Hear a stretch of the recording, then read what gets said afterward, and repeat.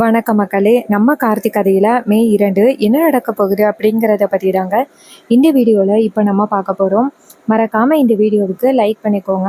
நீங்கள் லைக் பண்ணுறது தான் எங்களுக்கு அடுத்து வீடியோ போடுறதுக்கு ரொம்ப ரொம்ப இன்ட்ரெஸ்டிங்காக இருக்கும். ஸோ மறக்காமல் லைக் பண்ணிவிட்டு இந்த வீடியோவை தொடர்ந்து பாருங்கள். என்ன நடக்குது அப்படின்னு பார்த்துக்கிட்டிங்கன்னா, நம்ம ஹீரோயின் இருக்காங்கல்ல, அவங்க வந்துட்டு நேராக மருதுகிட்ட கேட்குறாங்க. நானும் அப்பையிலேருந்தே பார்த்துக்கிட்டு இருக்கேன், நீங்கள் இங்கேயே தான் இருக்கீங்க, நிறைய பிஸ்னஸ் பண்ணுறீங்க அப்படின்னு அம்மா சொன்னாங்க. பட் அந்த பிஸ்னஸ் எல்லாம் யார் பார்த்துக்கிறது? நீங்கள் பாட்டுக்கும் இங்கே வந்து இருந்தா உங்களை நம்பி எத்தனை தொழிலாளிங்க இருப்பாங்க அப்படின்ட்டு.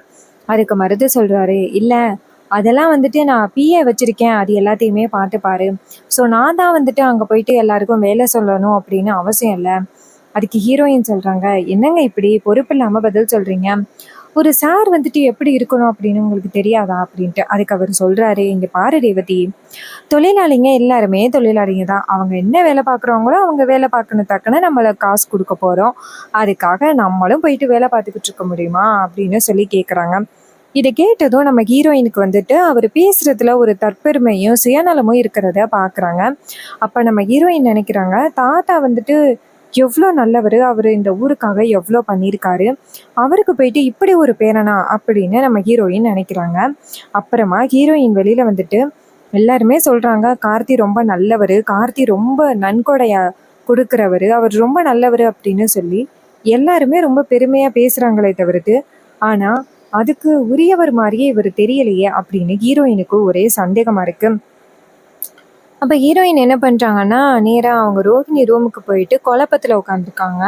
அப்போ ரோஹிணி நேராக ரேவதியை பார்த்து, ரேவதி என்னாச்சு, ஏதோ ரொம்பவே யோசனையில் உட்காந்துருக்கன்னு தெரியுது, என்னாச்சுடி அப்படின்னு கேட்குறாங்க. அப்போ ஹீரோயின் சொல்கிறாங்க, இல்லைக்கா எனக்கு ரொம்ப நாளாக ஒரு சந்தேகம் அப்படின்ட்டு. அதுக்கு ரோஹி கேட்குறாங்க, என்னடி சந்தேகம், ஏதாவது பிரச்சனையாடி, என்ன பிரச்சனையா இருந்தாலும் இது சொல்லுடி அப்படின்னு கேட்குறாங்க. அதுக்கு ஹீரோயின் சொல்கிறாங்க, இல்லைக்கா இது மாதிரி நம்ம வீட்டுக்கு வந்திருக்காரே கார்த்தி அப்படின்னு சொல்லி, தாத்தாவோட பேரன் அப்படின்னு சொல்லி அவர் வந்திருக்காரு இல்ல, எனக்கு அவரை பார்த்தா வந்துட்டு தாத்தாவோட பேரை மாதிரியே தெரியலடி அப்படின்ட்டு. இதை கேட்டதும் நம்ம ரோகு நினைக்கிறாங்க, அதாண்டி உண்மை, அவன் உண்மையாவே நம்ம தாத்தாவோட பேரனே கிடையாது, அவன் சரியான ஃப்ராடுடி. அம்மா கூட்டிட்டு வந்துட்டு அவனை கார்த்தின்னு சொல்லி உன்னை நம்ப வச்சு அவனுக்கு கல்யாணம் பண்ணி வைக்கிறதுக்காக முயற்சி பண்ணிக்கிட்டு இருக்காங்க. இந்த விஷயத்த பத்தி உன்கிட்ட சொன்னா கண்டிப்பா வந்துட்டு அம்மா என்ன பேசுவாங்க, அதனாலதான் இந்த விஷயத்த பத்தி உன்கிட்ட நான் சொல்லாம இருக்கேன். இப்ப எனக்கே என்ன பண்றேன்னு தெரியல, உன்கிட்டயே உண்மையை சொல்லலாம் அப்படின்னு தான் நினைக்கிறேன். ஆனா அம்மாவுக்கு நான் இந்த விஷயத்த உன்கிட்ட சொன்னேன் அப்படின்னு தெரிஞ்சிச்சுன்னா கண்டிப்பா அம்மா ரொம்பவே கோவப்படுவாங்க. அதனாலதான் அந்த விஷயத்த பத்தி உன்கிட்ட நான் சொல்லாம இருக்கேன் அப்படின்னு ரோகு மனசுக்குள்ள யோசிக்க, அப்ப ஹீரோயின் ரோகுவை பார்த்து, என்னக்கா நான் கேட்க என்னமோ யோசனை பண்ணிக்கிட்டு இருக்க, சொல்லுக்கா அப்படின்ட்டு. அப்ப ரோகு சொல்றாங்க, இல்ல ரேவதி, ஒரு சில விஷயங்களை என்னால இப்போதைக்கு சொல்ல முடியாது, என்னை மன்னிச்சிருடி அப்படின்னு சொன்னதும் அதுக்கு நம்ம ரேவதி கேக்குறாங்க, என்னக்கா நீ இப்படி எல்லாம் சொல்ற, ஏதாவது உனக்கு தெரிஞ்சிச்சுன்னா சொல்லுக்கா, என்கிட்ட எந்த விஷயத்தையும் மறைக்காதுக்கா அப்படின்ட்டு. அதுக்கு ரோகு சொல்றாங்க, இல்லடி நான் உன்கிட்ட எந்த விஷயமும் மறைக்கலடி, அவர் அப்படித்தான் அப்படின்னு சொல்லிட்டு ரோகு அந்த இடத்துல இருந்து போறாங்க. அப்ப நம்ம ஹீரோயினுக்கு ஒரே சந்தேகமா இருக்கு, என்னடா இது, இவங்க எல்லாரும் வந்துட்டு ஒரு மாதிரி பேசுறாங்களே, வீட்டுக்கு வந்திருக்கிறவரை பார்த்தா உண்மையாவே கார்த்தி தானா அப்படின்னு எனக்கே சந்தேகமா இருக்கு. ஏன்னா அவருடைய அந்த நடவடிக்கைகள், அவர் பேசுற பேச்சு எதுவுமே கார்த்தியோட ஒப்பிடவே முடியல. இந்த ஊர் மக்கள் எல்லாருமே கார்த்தியை பத்தி ரொம்ப பெருமையா சொல்றாங்க, ஆனா அது எதுக்குமே உந்தவர் மாதிரியே இவர் தெரியல, எனக்கு ஒரே குழப்பமா இருக்கே அப்படின்னு ஹீரோயினுக்கு ஒரே சந்தேகமா வந்து, சரி நம்ம வந்துட்டு அம்மா கிட்ட சொல்லாம கொஞ்சம் தாத்தா பாட்டியோட வீடு எங்க இருக்கு அப்படின்னு சும்மா போயிட்டு வருவோம் அப்படின்னு வெளியில வராங்க. அப்ப ஈஸ்வரி வீட்டுல இல்ல. அப்ப ரோகிணி ரேவதி நேரா வீட்டுக்கு வெளியில வந்துட்டு பக்கத்து ஊருக்கு நடந்து போயிட்டு இருக்காங்க. இது மாதிரி நம்ம இந்த ஊரை சுத்தி பார்ப்போம் அப்படின்ட்டு. அங்கதானே வந்து ஹீரோ வந்து அன்னதானம் எல்லாம் பண்ணிக்கிட்டு இருந்தாரு, அந்த இடத்த பார்ப்போம் அப்படின்ட்டு வராங்க. அங்க பார்த்தா அன்னதானம் நடந்துகிட்டு இருக்கு. அப்ப ஒருத்தர் சொல்றாரு, இன்னைக்கு கார்த்தி தம்பியே நேர்ல வந்து நம்ம எல்லாருக்குமே அன்னதானம் பண்ணாரு அப்படின்னு பேசிக்கிட்டு இருக்காங்க. இதெல்லாம் கேட்டதும் நம்ம ரேவதி நினைக்கிறாங்க, என்னது கார்த்தி தம்பியா, அவரு வீட்டுல தானே இருந்தாரு, அவரு இப்ப இங்க வந்தாரு அப்படின்னு நம்ம ஹீரோயினுக்கு சந்தேகமா இருக்கு. அப்ப நம்ம ஹீரோயின் நேரா ஒருத்தர் கிட்ட போயிட்டு, ஐயா என்ன சொல்றீங்க, கார்த்தி நேரடியாவே வந்து அன்னதானம் பண்ணாரா அப்படின்னு. அதுக்கு அவங்க சொல்றாங்க, ஆமாமா, இன்னைக்கு கார்த்தி தம்பி நேரடியாவே வந்து எங்க எல்லாருக்கும் அன்னதானம் போட்டாரு, எங்க எல்லாருக்கும் ரொம்ப சந்தோஷமா இருந்துச்சு அப்படின்னு சொல்லி பேச, அப்ப ஹீரோயின் சொல்றாங்க, என்ன சொல்றீங்க, கார்த்தி எங்க வீட்டுல தானே இருக்காரு, அவர் எப்படி வந்துட்டு இங்க அன்னதானம் பண்ணுவாரு அப்படின்னு. அப்ப அவங்க சொல்றாங்க, என்னம்மா எங்களுக்கு தெரியாதம்மா கார்த்தி தம்பிய, கார்த்தி தம்பி தான் அன்னதானம் பண்ணிட்டு போனாரு அப்படின்னு. அப்ப ஹீரோயின் சொல்றாங்க, அப்படியா சரி அப்படின்னு சொல்லிட்டு குழப்பமாவே நடந்து போக, அப்ப நம்ம ஹீரோயினோட ஃப்ரெண்ட் இருக்காங்களா, அவங்க வந்துட்டு ஹீரோயினை பாக்குறாங்க. பாத்துட்டு, ஏய் நல்லா இருக்கியாடி, எப்படி இருக்க, அவனை பார்த்து எத்தனை நாள் ஆயிட்டு, கடைசியா திருவிழாவுக்கு வந்த நீ, அதுக்கப்புறம் நீ இங்கதான் வர அப்படின்ட்டு. அப்ப ஹீரோயின் பாத்துட்டு, ஏய் நல்லா இருக்கேன்டி, நீ எப்படி இருக்கா, உன்னை நான் ஸ்கூல்ல இல்லடி பார்த்தேன், அதுக்கப்புறம் உன்னை பார்க்கவே இல்லை, நீ என்ன கோவில் திருவிழாவில பார்த்தேன்னு சொல்றேன், எனக்கு ஒன்னும் புரியலையேடி அப்படின்னு. அதுக்கு ஃப்ரெண்டு சொல்றாங்க, என்னடி கிண்டல் பண்றியா, எப்ப பார்த்தாலும் ஏதாவது கலாய்ச்சிக்கிட்டே இருப்பா, அதே மாதிரி இப்பவும் கலாய்க்கிறேன்னு நினைக்கிறேன் அப்படின்ட்டு. ரேவதியோட கழுத்துல எதுவுமே இல்லாம செயின் மட்டும் கிடக்கிறத பார்த்துட்டு ஷாக் ஆகி, ஏய் என்னடி இது, கழுத்துல தாலி போடாம இருக்க அப்படின்னு. அப்ப ரேவதி கேக்குறாங்க, என்னடி நான் தான் கலாய்க்கிறேன்னு சொன்னேன், இப்போ நீ தான் என்ன கலாய்க்கிற, என்னடி கழுத்துல எப்படி தாலி இருக்கும், எனக்கு கல்யாணம் ஆகலடி அப்படின்ட்டு. இதை கேட்டதும் அந்த ஃப்ரெண்டு வந்து ஷாக் ஆகி, ஏய் ஏடி பேசுற, உன் கல்யாணத்துக்கு நான் வந்தேன், உன் கல்யாணத்துல ரொம்ப பெரிய குழப்பமே நடந்துச்சு, அந்த கல்யாணத்துல என்ன தெரியுமா நடந்துச்சு, ஃபர்ஸ்ட் உனக்கு தாலி கட்ட வந்தவங்க வேற ஒருத்தவங்க, ஆனா டக்குன்னு பரமேஸ்வரி பாட்டியோட பேரன் தாலி கட்டினாரு தெரியுமா, உன் கல்யாணமே சினிமாவே எடுக்கலாம், அந்த அளவுக்கு உன் கல்யாணம் நடந்துச்சு அப்படின்னு. இதை கேட்டதும் ரொம்பவே ஷாக் ஆகுறாங்க ரேவதி.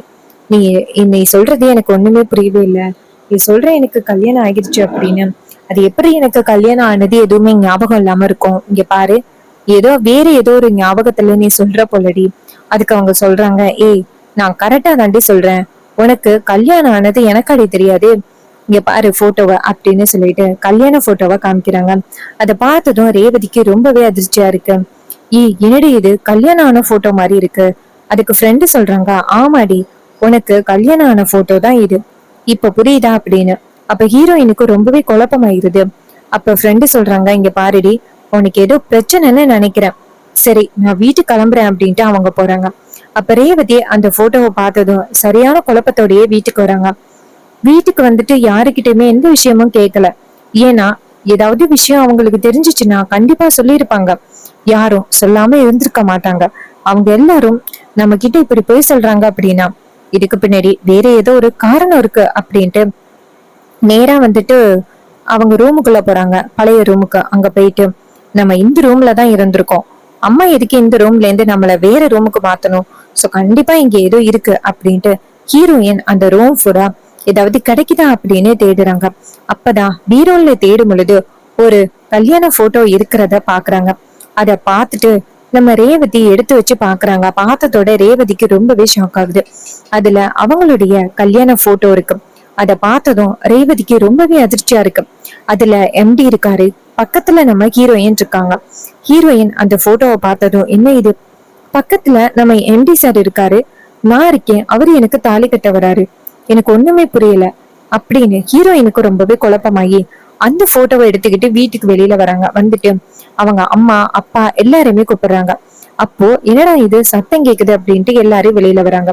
வெளியில வந்துட்டு ஈஸ்வரி ஹீரோயினோட கையில இருக்கிற போட்டோவை பார்த்துட்டு ஷாக் ஆகி நேரா ஈஸ்வரி ரேவதி கிட்ட வந்துட்டு, இந்த போட்டோ உன் கையில எப்படி அப்படின்னு சொல்லிட்டு போட்டோவை பிடுங்க வர, ரேவதி டக்குன்னு அவங்க அம்மா கிட்ட, அம்மா இந்த போட்டோல யாரு இருக்கா அப்படிங்கறத நான் பாத்துட்டேன், இதுக்கப்புறம் இந்த போட்டோவை என் கையில இருந்து வாங்கி எந்த வித பிரயோஜனமும் இல்ல, அம்மா இதுல எனக்கு கல்யாணம் ஆகிருக்கிற மாதிரி இருக்கு, சொல்லுங்கம்மா உண்மையாவே எனக்கு கல்யாணம் ஆகிருச்சா, இதுல இருக்கிறவர் தான் என்னோட ஹஸ்பண்டா அப்படின்னு. அதுக்கு ஈஸ்வரி சொல்றாங்க, இங்க பாரு இந்த போட்டோல இருக்கிறது எதுவுமே உண்மை கிடையாது, நீ வந்துட்டு இந்த போட்டோல இருக்கிறதெல்லாம் உண்மைன்னு நினைச்சிடாத, குடு போட்டோவை அப்படின்னு வாங்க வராங்க. அப்போ ரேவதி சொல்றாங்க, அம்மா கண்டிப்பா இதுக்கு பின்னாடி ஏதோ ஒரு காரணம் இருக்கு அப்படின்னு மட்டும் எனக்கு நல்லா தெரியுது, ஆனா என்ன காரணம் அப்படின்னு தெரியல, நீங்க எல்லாருமே சேர்ந்து என்னைக்கிட்ட வந்துட்டு போய் சொல்றீங்க, அப்பா நீங்க என் மேல ரொம்ப பாசமா இருக்கீங்கன்னு தெரியும், நீங்களாவது சொல்லுங்க இதுக்கு பின்னாடி என்ன காரணம் இருக்கு, எதுக்காக எனக்கு கல்யாணம் ஆன விஷயத்த மறைச்சிங்க, இவருக்கும் எனக்கும் என்ன சம்பந்தம், எதுக்காக இவரை வீட்டை விட்டு அனுப்புனீங்க, என்ன நடக்குது இங்க, ஏன் இவரு என் கூட இல்ல, எனக்கு ஏதோ ஆகிருச்சு அப்படின்னு சொல்லிட்டு ஹீரோயின் பேச ஆரம்பிக்கிறாங்க. அப்போ ராஜா நேரா ரேவதி பக்கத்துல வந்துட்டு, அம்மாடி அந்த விஷயத்த பத்தி நான் சொல்றேன். உனக்கு கொஞ்ச நாளைக்கு முன்னாடி ஒரு சின்ன விபத்தாகிருச்சு. அந்த விபத்துல உனக்கு பழைய ஞாபகங்கள் எல்லாமே மறந்து போச்சு. உனக்கு கடைசி 3 வருஷத்துல என்னெல்லாம் நடந்துச்சோ எல்லாமே மறந்து போயிருச்சு. அதனால உன் கல்யாண வாழ்க்கையும் மறந்துருச்சுமா. கடைசி 1 வருஷத்துலதான் உனக்கு கல்யாணம் ஆணுச்சு. அதுக்கப்புறம் மாப்பிள்ளைய புரிஞ்சுக்கிட்டு அவர் கூட சந்தோஷமா வாழ ஆரம்பிச்சது. ஆனா கடைசியா உனக்கு நடந்த விபத்தால எல்லா விஷயங்களையும் மறந்துட்டேன். இந்த ஈஸ்வரி இருக்காளே உன் அம்மா, ஏற்கனவே பரமேஸ்வரியோட, அதாவது என் அம்மாவோட குடும்பத்தை சுத்தமா பிடிக்காது. அம்மாவோட குடும்பத்துல இருந்து வந்தவன் தான் என் தங்கச்சி பையன் கார்த்தி. என் தங்கச்சி பையனை எப்படியாவது பழி வாங்கணும், அவனை எப்படியாவது இந்த வீட்டை விட்டு துரத்தணும் அப்படிங்கிறதுக்காக அவ எல்லா விஷயத்தையும் மறைச்சு உனக்கு கல்யாணம் ஆகல அப்படின்னு உன்னை நம்ப வச்சு வேற ஒருத்தனை கார்த்தின்னு காமிச்சு அவனை கல்யாணம் பண்ணி வைக்கிறதுக்காக உன் அம்மா பிளான் பண்ணிட்டான். இது எல்லாமே உன் அம்மாவோட திட்டம்தான். இதை கேட்டதும் ரொம்பவே அதிர்ச்சி ஆகுறாங்க ரேவதி. என்னப்பா சொல்றீங்க, இவ்வளோ பெரிய விஷயம் நடந்துச்சா அப்படின்ட்டு. அப்ப ஈஸ்வரி சொல்றாங்க, ரேவதி இவங்க சொல்றது எதையும் நம்பாத. உன் அம்மா உனக்கு என்னைக்குமே நல்லது தான் பண்ணுவா. உனக்கு என்னைக்குமே கெட்டது நடக்க விட மாட்டா. இங்க பாரு, இவங்க சொல்றது எதையுமே நம்பாதம்மா அப்படின்ட்டு. அதுக்கு ரேவதி சொல்றாங்க, அம்மா போதும் நிப்பாட்டுங்க. இதுக்கு மேலேயும் நீங்க சொல்றத என்னால நம்ப முடியாது. இதோட நிப்பாட்டுங்க அப்படின்னு சொன்னதும் ஈஸ்வரி ரொம்பவே கோவப்படுறாங்க.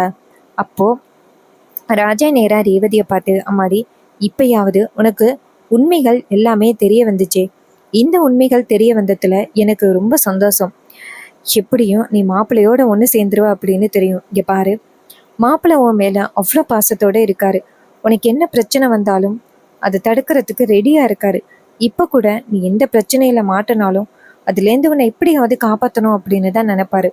ஆனா இந்த ஈஸ்வரி இருக்காளே, உன்னோட இந்த ஞாபக மறதியை பயன்படுத்தி அவ இஷ்டத்துக்கு வேற யாருக்கோ உன்னை கல்யாணம் பண்ணி வைக்கிறதுக்காக மாஸ்டர் பிளான் பண்ணிட்டா தெரியுமா. எப்படியோ உனக்கு இந்த கல்யாண போட்டோவை பார்த்ததும் எல்லா நினைவுகளும் வந்துருச்சு. இப்பதான் எனக்கு நிம்மதியா இருக்கு அப்படின்னு சொல்லிட்டு அவரு சொல்றாரு. அப்ப ரேவதி சொல்றாங்க, ஆமாப்பா, அம்மா எனக்கு இவ்வளோ பெரிய துரோகத்தை பண்ணுவாங்க அப்படின்னு நான் கொஞ்சம் கூட எதிர்பார்க்கவே இல்லை அப்படின்ட்டு ரேவதி ரொம்பவே ஒரி பண்ணி சொல்றாங்க. ஸோ இந்த கதை உங்களுக்கு பிடிச்சிருக்கா? இந்த கதை பிடிச்சிருந்துச்சுன்னா இந்த வீடியோவுக்கு மறக்காம லைக் பண்ணிக்கோங்க. நீங்க லைக் பண்றது தான் எங்களுக்கு அடுத்தடுத்து வீடியோ போடுறதுக்கு ரொம்ப ரொம்ப இன்ட்ரெஸ்டிங்காக இருக்கும். ஸோ மறக்காம லைக் பண்ணிட்டு இந்த வீடியோவை தொடர்ந்து பாருங்க. ஸோ அவங்க எல்லாருக்குமே தெரியும், நான் அடிக்கடி சொல்லியிருக்கேன், நம்மக்கிட்ட ஹேர் கிளிப்ஸ் அண்ட் ஆக்சசரிஸ் வந்துட்டு அவைலபிளாக இருக்குது. இப்போ ட்ரெண்டிங்கில் இருக்கிற இந்த 5 petal ஃப்ளவர் கிளிப்பில் matte finish flower clips, daisy clips and scrunchies. இந்த ஸ்க்ரன்ச்சீஸ் பார்த்துக்கிட்டிங்கன்னா உங்களுக்கு ஜஸ்ட் 10 rupees வரைக்கும் கொடுக்குறோம். ஸோ உங்களுக்கு வேணும் அப்படின்னா நீங்கள் வந்துட்டு ஆர்டர் ப்ளேஸ் பண்ணலாம். எப்படி ஆர்டர் ப்ளேஸ் பண்ணுறது அப்படின்னா, கமெண்டில் வந்துட்டு ஹாய் அப்படின்னு மெசேஜ் பண்ணிங்கன்னா இந்த ப்ராடக்டை எப்படி பை பண்ணுறது அப்படிங்கிறத பற்றி உங்கள்கிட்ட சொல்லுவேன். அது மட்டும் இல்லாமல் நீங்கள் வீட்டில் இருந்தே பிஸ்னஸ் பண்ணுறீங்க அப்படின்னா 499க்கு ஒரு சூப்பரான காம்போ ஆஃபர் இருக்குது. இந்த காம்போ ஆஃபரை பயன்படுத்திக்கணும் அப்படின்னா நீங்கள் வந்துட்டு ஆர்டர் ப்ளேஸ் பண்ணுங்கள். ஸோ நம்மக்கிட்ட கோவிலுக்கு ரொம்ப க்யூட்டாக எடுத்துகிட்டு போகிறதுக்காக அர்ச்சனை கூடை அவைலபிளாக இருக்குது. இந்த அர்ச்சனை கூடையோட ரேட் எவ்வளோ அப்படின்னா 300 rupeesக்கு பண்ணி கொடுக்குறோம். உங்களுக்கு வேணும் அப்படின்னா கமெண்டில் வந்துட்டு ஹாய்னு மெசேஜ் பண்ணி ஆர்டர் சீக்கிரம் ப்ளேஸ் பண்ணுங்கள். நம்மக்கிட்ட லிமிட்டட் ஸ்டாக் தான் இருக்குது. உங்களுக்கு டிஃப்ரெண்ட் கலர்ஸில் வேணும் அப்படின்னா அந்த கலரை எங்ககிட்ட மென்ஷன் பண்ணிங்கன்னா அதே மாதிரி கலர்ஸில் உங்களுக்கு ரெடி பண்ணி கொடுக்குறோம். பட் அதுக்காக டேஸ் ரெஸ்ட்ரிக்ஷன்ஸ் இருக்குது. ஸோ 10 days ஆகும். நீங்கள் வெயிட் பண்ணிங்கன்னா நாங்கள் சீக்கிரம் ரெடி பண்ணி கொடுக்குறோம். இந்த அர்ச்சனை கூடை தான் இப்போ நீங்கள் இந்த ஃபோட்டோவில் பார்த்துக்கிட்டு இருக்கீங்க. வேணும் அப்படின்னா கமெண்டில் ஹாய் அப்படின்னு மெசேஜ் பண்ணி ஆர்டர் சீக்கிரம் ப்ளேஸ் பண்ணி கோவிலுக்கு இந்த க்யூட்டான அர்ச்சனை கூடையை எடுத்துகிட்டு போங்க. இந்த அர்ச்சனை கூடையில் தேங்காய், பத்தி, வாழைப்பழம், மாலை அப்படின்னு எல்லாத்தையும் கரெக்டாக வச்சுக்கலாம். ரொம்பவே அஃபோர்டபுளாகவும் இருக்கும்.